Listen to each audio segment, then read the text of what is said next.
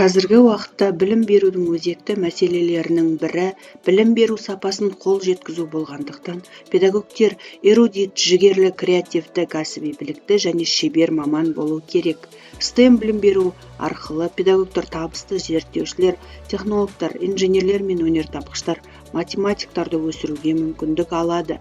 Бөбекжайда білім сапасын арттыру мәселесі өзекті болғандықтан, оқыту тәрбиелеу үрдісін ұлттық құндылықтарды енгізе отырып, жүзеге асыруда бөбекжай респонденттерімен дамытушы ортаны жаңарту арқылы педагогтердің кәсіби шеберліктерін, педагогикалық технологияларды қолдануды дәстүрге айналдыруды қамтамасыз ететін заманауи орта құрылды.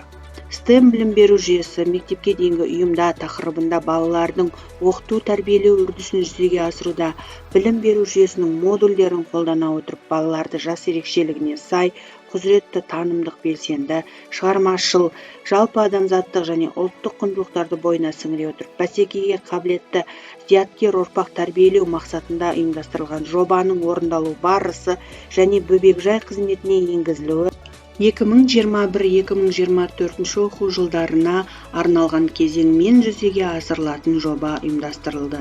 Жоба мазмұнын іске асыру үшін дамытушы орта жабдықталды. Аталған жоба негізінде арнайы кабинет жабдықталып, Аққайың мультстудия орталығы, Фрейбельсие дидактикалық ойын орталығы, Негеш зерттеу орталығы, Лего құрастырмақ орталығы, робототехника орталығы, математика орталығы педагогтерге білім беру процесін ұйымдастырудың сапасын арттыруға, әр баланың қызығушылықтарын, ерекшеліктері мен қажеттіліктерін ескере отырып дамытуда зор мүмкіндік беруде.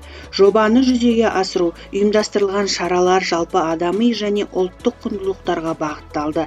Атап айтар болсам, педагогтердің тиімді жұмыс ұйымдастыруын қамтамасыз ету үшін сандық ресурстарды тиімді қолдану, жаңартылған мазмұнда оқыту үрдісін ұйымдастыру, робототехника балабақшада тақырыбындағы курстармен қамтамасыз етілді және республикалық Назарбаев зияткерлік мектептерінде Ыбырай Алтынсариннің 180 жылдық мерейтойына орай ашылған шамшырақ педагогикалық шеберлік онлайн алаңында балабақшада ата-аналармен дәстүрлі жұмыстарды сандық технологиялармен байланыстыру тақырыбы аясында бөбекжайда жүргізілген тәжірибемен бөлістік.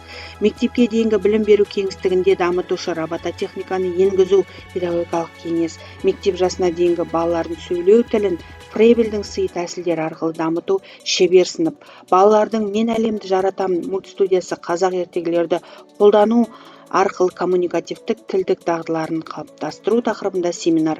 2023 жылдың ақпан айында Алматы облыстық білім беруді дамыту оқу әдістемелік орталығымен бірге STEM технологиясын мектепке дейінгі ұйымдарда қолданудың тиімділігі облыс көлемінде тәжірибелік алаң өткізілді.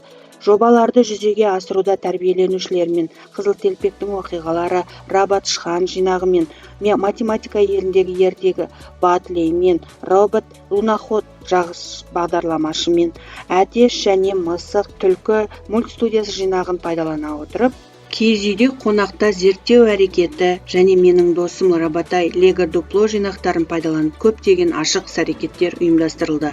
Жоба барысында ата-аналармен білім құмарларды өсіреміз семинар практикум, балабақшаның білім беру сапасын арттыруда 4К моделі вебинар, бала тілін триз ойындары арқылы дамыту педагогикалық ликбез, зияткер тұлға бөбекжайы шақырады ашық есік күні. Психологтың баланың үй жағдайындағы шығармашылығын анықтау тақырыбындағы сауалнамасы қызметтері өте ұтымды жүргізілді.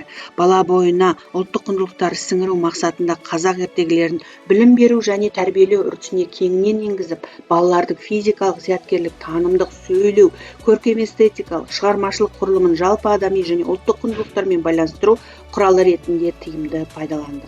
Занизу у нас в гостях. Көңілді пішіндер Фрейбельсие, киіз үйде қонақта және гүлдер әлемі зерттеу эксперимент әрекетін ұйымдастыру, Лего дупло құрал мен әдемі қала, алдар көсе және бай ертегісін мен әлемді жаратамын мультстудия көмегімен ертегі құрастырып және ертегіні басқа мазмұнда балалар қиялымен түрлендіре шығару дағдылары қалыптасты.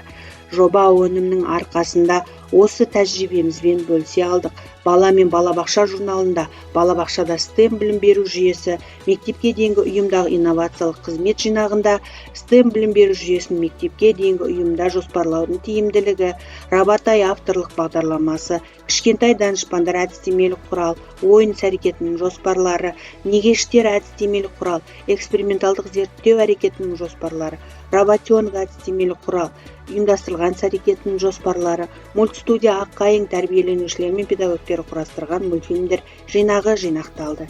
Инновациялық бағытта ұйымдастырылған жұмыс нәтижесінде педагогтардың инновациялық іс-әрекетін меңгеру деңгейі 68%-ға, тәрбиеленушілердің танымдық шығармашылық зияткерлік қабілеттерін даму деңгейі 65%-ға, ата-аналардың бөбекжайдағы инновациялық үрдіске қатысу көрсеткіші 54%-ты көрсетті. Инновациялық бағытта ұйымдастырылған қызметті қорытындылай келе, заманауи мектепке дейінгі ұйымның инновациялық қызметінің нәтижелері бөбекжай деңгейінде 72%, педагогтар деңгейінде 91%, балалар деңгейінде 81%, ата-аналар деңгейінде 87%-ды көрсетті. Қазіргі кезеңде жұмыс нәтижесіне қарап, STEM білім беру жобасы аясында дамытушы ортаның толымсыздығы, жоба өнімдерінің жарыққа шығуындағы кедергілер, ата-аналардың жобаға немқұрайлылық танытуы сияқты мәселелер анықталып отыр. Алдағы уақытта мәселелерді жоюға бағыттаған жұмыстар жоспарланады. Педагогтерге өздерінің шығармашылық идеяларын жүзеге асыруға көбірек мүмкіндіктер бар, өйткені біз жаңа озық технологиялардың гүлдану дәуірінде өмір сүріп жатырмыз.